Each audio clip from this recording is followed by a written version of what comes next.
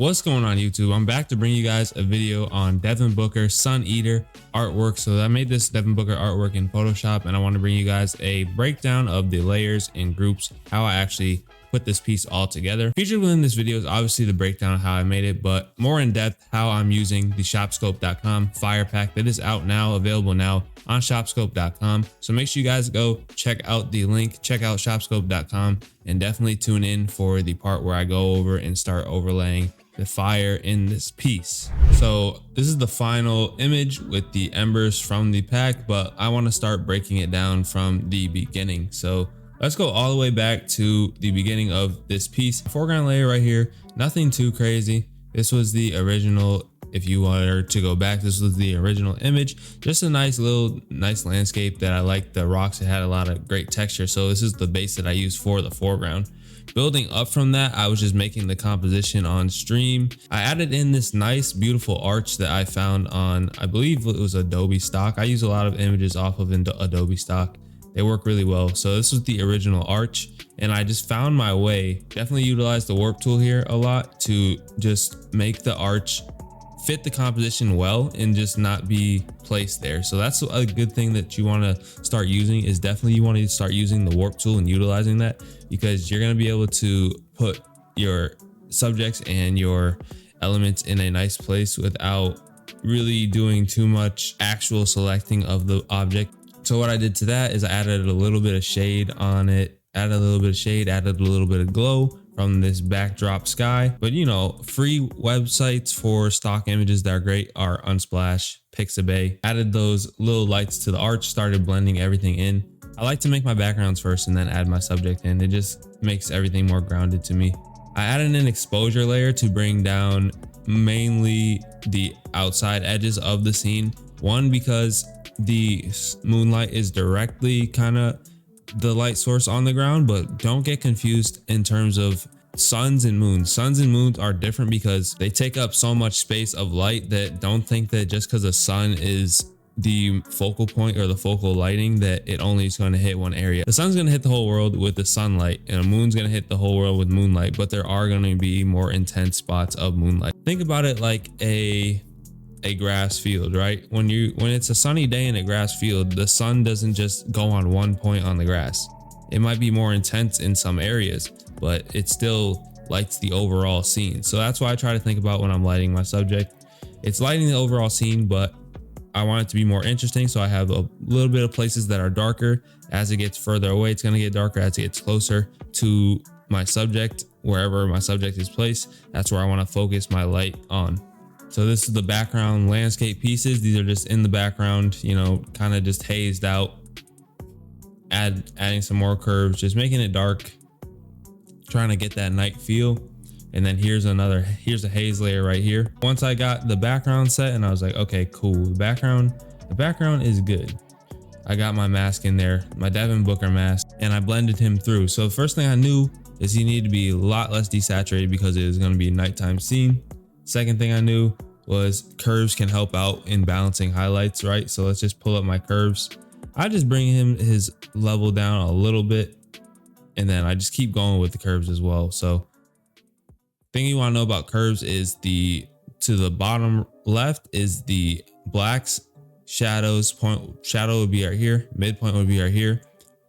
This is going to be your highlights, and this is going to be your whites. So if you understand that, blacks, shadows, midpoints, highlights, whites, and then from there you're going to be able to adjust more accordingly and more precisely on your curves layers. Brought the brightness down. I always have layer mask on these so you can bring anything back. And see, this is just how I blend through.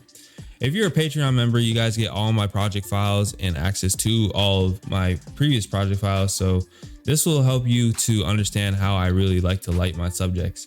Once I had a very base lighting in terms of where he is positioned, I took notice of where the moonlight was, and I added an exposure layer right here.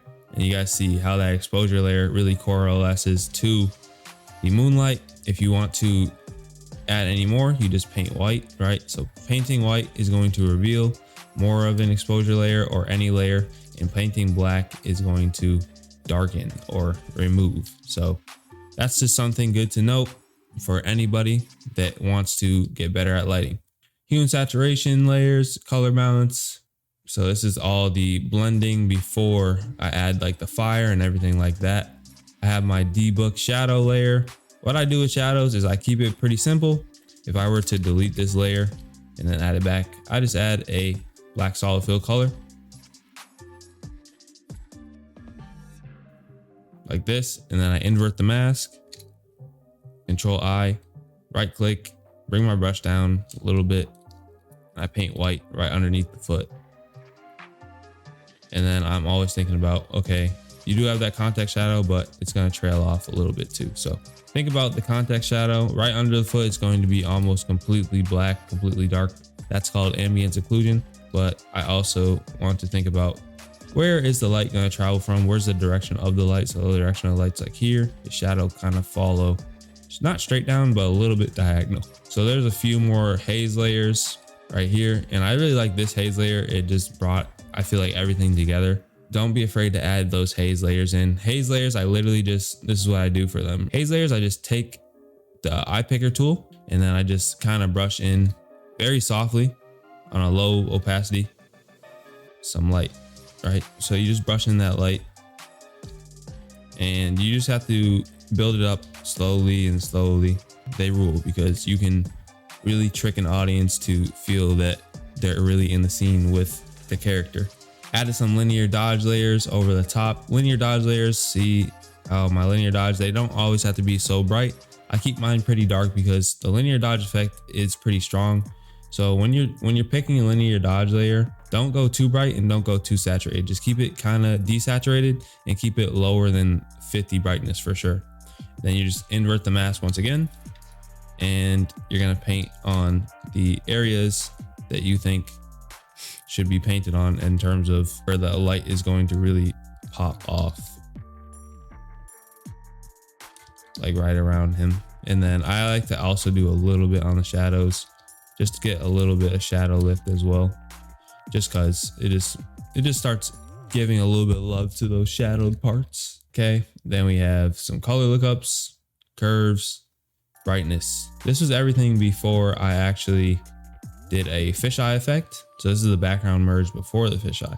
So I used the spear eyes effect on this background. See how I have that spear eyes effect? So it made it like a little bit more fish-eyed. So what you're gonna do to do that is you just go to filter, distort, spear eyes, and literally simple as that. And then this is your preview. You can actually see pretty well how much it's going to be spear eyes by the preview or by this little ball right here. And then you just pick your point where you want it to be more fish-eyed. So that's all you have to do for making the background spear-eyed. To make this look more fiery, I added a hue and saturation layer on top like so, and added the hue and saturation on the bottom. This is because of the fire effect that I'm going to slide over and give the quick tutorial on how I use the fire pack to make Devin Booker glow with the fire effects and fire embers in the front. All right, so we got our fire element right here. Right now in that place, it's not where I want it to be. So I'm gonna take this and I'm gonna resize it down a little bit more. Great thing about these elements is they're all in 4K. So you're gonna get what you're paying for. And I can just go in and add the lighting onto this fire element and kind of making it blend into everything in the scene. Hue and saturation layer. So I'm painting in the ground, blending it through, and put your blending options on. Slide that bad boy so that it blends in with the ground that is already there. Let's add some linear dodge over the top of our mask. I like picking similar colors within the actual effect right over the top of him. Fire really blends in with the scene. Take a little bit off of his face. It's not going to be as intense there. Here's from Ember 20. It's in the pack. I'm adding Gaussian blur to the front ends like here. Everything that I did blending wise before that I showed you is on him, but we just adjusted it a little bit to change to match some of this orange. So instead of those purple linear dodge glows, I added the more orange linear dodge glows that you guys see right here, and added some more haze to the bottom half of him to make him blend in. I used the Super Pop LUT from the CALSOSCOPED LUT pack in shopscope.com. This one really brought it to life. Added some more exposure here. Selective color. Selective color, I was really playing around with the reds and seeing what I can get out of the red. See how I'm just playing around on these reds, seeing if I should go more to orange or should I go more to red. Selective color is very slept on, I feel like, and it can really change the skin tones of a subject. If you use reds, it can change the reds of an image, of course. And then also it has all these other selections that you can use very quickly within just Photoshop, and you don't have to go right to camera raw. You can just use it in selective color to change similar colors or tones in your scene, which is just super, super helpful. So this is pretty much the final design. I did a little bit more when I went to camera raw filter, but you guys can always check out the project file, becoming a Patreon member, CALSOSCOPED Patreon, and you guys can check out literally everything I did within camera raw. I don't want this video to be super long. Just know that I like to use presets in camera raw and then build off of those. So camera raw has a lot of really great presets, and then you can build off of those with your own color grades, your own selective colors within that, and much more. Check out the fire pack on shopscope.com, and yeah, tell your friends that they're missing out if they're not watching these design videos. You guys are going to get better just by watching these, and giving me feedback keeps letting me know what you guys want to see. So until next video, it's been CALSOSCOPED. Hit that subscribe button, drop a like, comment on the video, anything like that helps.